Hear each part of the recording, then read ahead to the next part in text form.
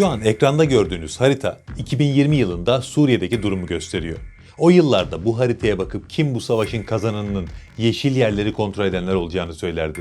Ama bugünkü durum bu. Türkiye'nin omuz verdiği yeşiller kazandı. Son 2 gündür Suriye'de yaşananlar yıllardır donmuş gibi görünen bir denklemin aslında ne kadar kırılgan olduğunu açık şekilde bize gösterdi. Daha birkaç gün öncesine kadar SDG ve onun bel kemiğini oluşturan YPG cephesinden gelen açıklamalar son derece sertti. Her yerde savaşacağız. Tek bir noktadan bile çekilmeyeceğiz. Suriye ordusuna karşı sonuna kadar direneceğiz gibi cümleler arka arkaya servis ediliyordu. Sahada kontrol edilen geniş alanlar, petrol sahaları, ABD desteği, daha doğrusu yeni denklemde İsrail'in desteği ve yıllardır oluşturulan psikolojik üstünlük algısı bu söylemi destekler gibi görünüyordu.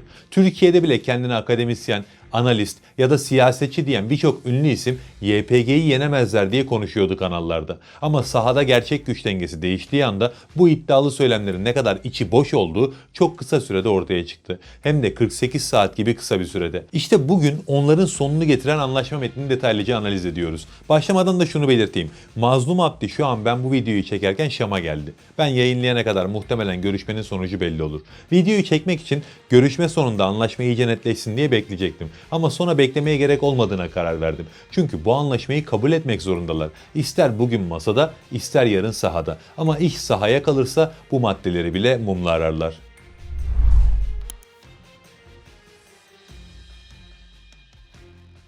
Bu süreci anlamak için özellikle son 48 saate odaklanmak gerekiyor. Suriye ordusu Halep'in kuzeyinde ve doğusunda Şeyh Maksut ve Eşrefiye mahalleleri başta olmak üzere son derece hızlı, koordineli ve nokta atışı operasyonlar gerçekleştirdi. Bu operasyonların en dikkat çekici yönü uzun süren cephe savaşları ya da yıpratma taktikleri yerine doğrudan kilit noktaların hedef alınmasıydı. Komuta merkezleri, ikmal hatları ve SDG'nin sahadaki hareket kabiliyeti kısa sürede felç edildi. YPG'nin o çok havalı videolar çeken militanları Suriye ordusu milislerinin nereden geldiğini bile anlayamadılar çoğu zaman. O yüzden ciddi bir kısmı kaçmaya fırsat bulamadı. Ama askeri başarıyı asıl kritik hale getiren unsur bu operasyonlarla eş zamanlı olarak yaşanan siyasi ve toplumsal kırılmalardı. Yıllardır SDG'nin kontrolünde yaşayan ve bu yapıyla zorunlu bir denge ilişkisi kurmuş olan Arap aşiretleri çok kısa bir zaman dilimi içerisinde pozisyon değiştirmeye başladı. Aslında bu zaten beklenen bir şeydi. Aşiretler bir örgüt ya da bir ordu değil. O bölgede kalmak ve mensuplarını hayatta tutmak zorundalar. Bu yüzden güç kimdeyse onun yanında olurlar. Onların taraf değiştirmesi işte bu yönüyle sahada gücün kimde olduğunu bize göstermesi bakımından değerliydi. Bazı bölgelerde aşiret liderleri doğrudan Şam'la temas kurdu. Bazı yerlerde ise SDG unsurlarının bölgeden çekilmesi için baskı yaptılar.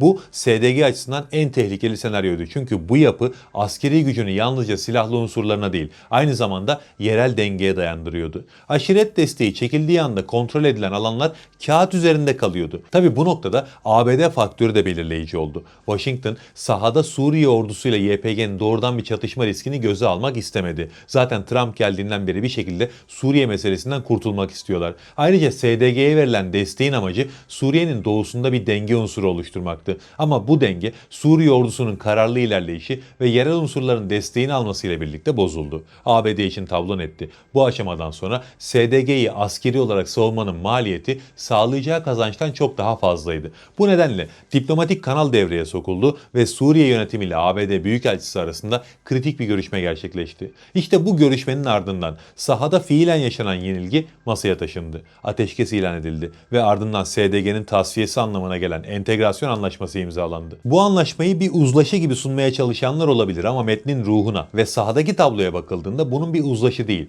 bir teslimiyet belgesi olduğu açıkça görülüyor. Bu anlaşma onlara dayatılıyor şu an. Bir de Şara dengeleri de gözetmek zorunda. Tamam, desteklediği güçleri biçip attığınız günlerdir ama ABD'yi topyekün yok sayamazsınız. Hayatın gerçekleri var. Burada ince bir denge kurmak gerekiyordu. Şara o dengeyi başarılı şekilde kurdu. Anlaşmayla birlikte SDG'nin cephe hattındaki varlığı fiilen sona erdi. Yani Suriye'nin kuzeyinde Kurtlar Vadisi operasyonu bitmiştir diyebiliriz. Çünkü önemli maddeler var. Öncelikle bütün SDG unsurları Fırat'ın doğusuna çekilecek. Bu madde çok önemli sayılmaz. Çünkü zaten Fırat'ın batısında doğru düzgün militan kalmadı. Saklananlar var sadece. Zaten kalmış olsa ve çekilse de arkadan gelen maddeler onları tamamen tasfiye ediyor. Bu askeri geri çekilmenin hemen ardından idari ve siyasi tasfiye süreci devreye sokuldu. Deir ez-Zor ve Rakka gibi yıllardır SDG'nin vitrin olarak kullandığı, sözde yönettiğini iddia ettiği bölgelerde tüm yetkiler Suriye devletine devrediliyor. Güvenlikten belediye hizmetlerine, vergi vergi toplama mekanizmalarından yerel idareye kadar her şey yeniden merkezi otoritenin kontrolüne geçiyor. SDG kadrolarının devlet kurumlarına alınması ise bir ortaklık ya da güç paylaşımı değil, silahlı yapının dağıtılması ve bireylerin sistem içinde emilmesi anlamına geliyor. Bu gerçekten çok klasik bir tasfiye yöntemi. Yani buradan bir kazanım elde ettiklerini zannetmeyin. Zaten silahlı gücün elindeki ağır silahları teslim aldıktan sonra kim öle kim kala. Haseke'de yaşanan dönüşümse bu sürecin belki de en sembolik boyutunu oluşturuyor.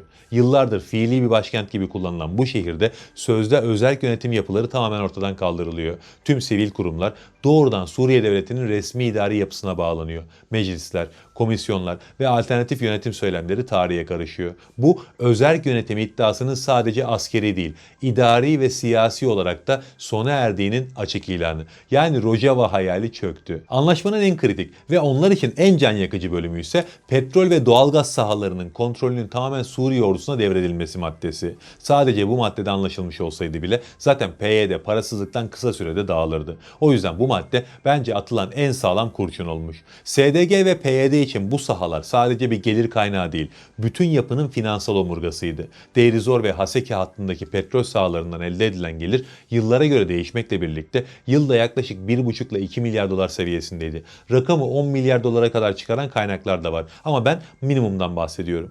Bu gelirle silah alındı, maaşlar ödendi, örgütsel yapı ayakta tutuldu ve uluslararası alanda lobi faaliyetleri finanse edildi. Bu kaynakların tamamının devlete iade edilmesi SDG'nin ekonomik olarak nefessiz kalması anlamına geliyor. Aynı zamanda bu sahaların tam kapasiteyle çalışması savaşta yıpranmış Suriye ekonomisi için hayati önemli. Enerji üretiminden sanayiye, tarımdan ulaşıma kadar pek çok alanda her yıl milyarlarca dolarlık bir katkıdan söz ediyoruz. Bu sadece bir askeri kazanım değil, uzun vadeli bir stratejik ve ekonomik kazanım. Askeri yapı açısından bakıldığında da tablo çok değişmiyor. SDG unsurlarının Savunma ve İçişleri Bakanlıkları bünyesine alınması bağımsız bir askeri gücün korunması anlamına gelmiyor. Aksine bu yapı tamamen dağıtılıyor. Komuta zinciri ortadan kaldırılıyor. Ayrı bir kimlik tanınmıyor ve kimlerin sistem içinde hangi rütbede kalacağına devlet karar veriyor. Üstelik SDG bünyesindeki unsurlara dair tüm listelerin makamlara sunulması yapının istihbarat ve güvenlik açısından da tamamen çözülmesi demek. Aynı Arap'ta ağır askeri varlığın kaldırılması ise hem askeri hem de psikolojik açıdan son derece önemli. Yıllardır örgütün simgesi olarak sunulan bu kent artık askeri bir merkez olmaktan çıkarılıyor. Ağır silahlar çekiliyor. Yerine yerel halktan oluşan bir polis teşkilatı kuruluyor. Yani Aynel Arap huzura kavuşacak. DAEŞ tutukluları ve kamplarının sorumluluğunun tamamen Suriye Devleti'ne devredilmesi de sürecin bir başka kritik boyutu. SDG yıllardır bu dosyayı uluslararası alanda bir baskı ve pazarlık aracı olarak kullanıyordu. Bu kozun tamamen ortadan kalkması SDG'nin elindeki son kaldıraçlardan birinin de kaybedilmesi anlamına geliyor. Aynı zamanda ABD bu yükü doğrudan Şam'a devrederek sahadan bir adım daha geri çekilmiş oluyor. Anlaşmada SDG'nin önerdiği bazı isimlerin merkezi devlet yapısı içinde görevlendirilmesi yüzeyde bir kazanım gibi sunulsa da gerçekte bu da sembolik bir geçiş mekanizması. Bu isimler bağımsız bir siyasi iradenin temsilcileri olarak değil, merkezi otoritenin memurları olarak görev yapacaklar ve belki de en net mesaj Suriye vatandaşı olmayan PKK mensuplarının ülke dışına çıkarılmasını öngören düzenlemeyle veriliyor. Bu madde Suriye topraklarında PKK merkezli bir yapılanmaya kesin olarak yer olmadığını ilan ediyor. Bu SDG'nin ideolojik çekirdeğinin dağıtılması ve yapının tamamen yerel bir çerçeveye sıkıştırılması anlamına geliyor. Sonuç olarak tablo son derece açık. Son 2 günde sahada yaşanan askeri ve siyasi gelişmeler bu anlaşma ile birlikte resmiyete döküldü. YPG askeri olarak yenildi, ekonomik olarak çöktü, siyasi olarak tasfiye edildi. Günler öncesine kadar meydan okuyan söylemler 48 saat içinde ateşkes ve entegrasyon metinlerine dönüştü. Suriye'de artık yeni bir dönem başladı ve bu dönem sahada gücü elinde bulunduranın masada son sözü söylediğini bir kez daha bize net şekilde gösterdi. Allah'a emanet olun.